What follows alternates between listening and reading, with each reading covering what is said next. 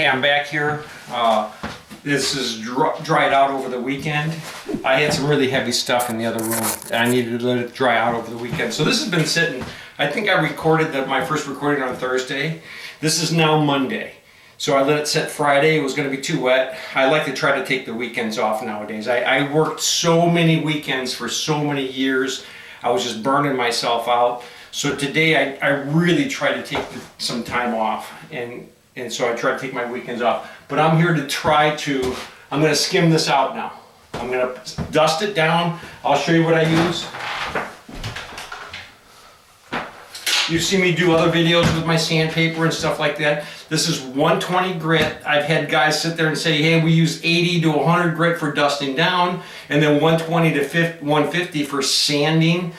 I pretty much use 120 grit for everything. I really don't use 150. I don't use 150. And the only time I'm using a harder grit, an 80 or 100, is if I have a texture or something that I'm really trying to grind off the walls.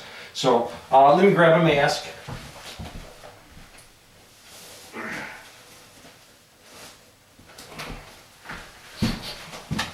These are my favorite masks. They're made by 3M. They got the 2 straps on them. These are the ones that I like the best. Other people use respirators and stuff like that. I just use these masks. But you really have to stretch the rubber band. Otherwise, they'll just snap on you if you try to just put them on. So I'll put the mask on and I'll dust this down and I'll skim it out. So you're not gonna see everything that I'm doing, but you'll see how easy it is. So when I go to dust it, I like to hit the angle first. And all I'm doing is I'm just lightly running it in the angle.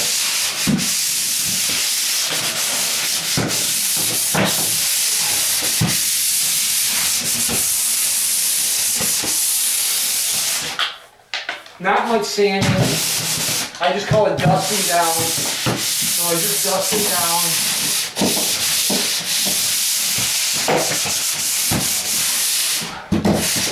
But it's important that I hit the entire thing. So if you notice, my sand pole isn't hitting this right now. It's hitting this, so now I come out here and I catch the edge. So once I have all the angles done,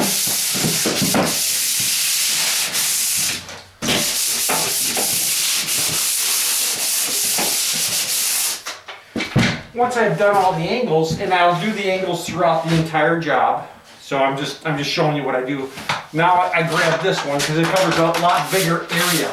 Now I could have just gone ahead and done that after I did the angles, but I also like to do this. I like to run it across the screws because some of these have a little bump on them, you know, because it just kind of bulged out a little bit, and it makes the screws really easy to skim afterwards. No, if you notice, I'm not sanding anything. I'm only running my pole over it.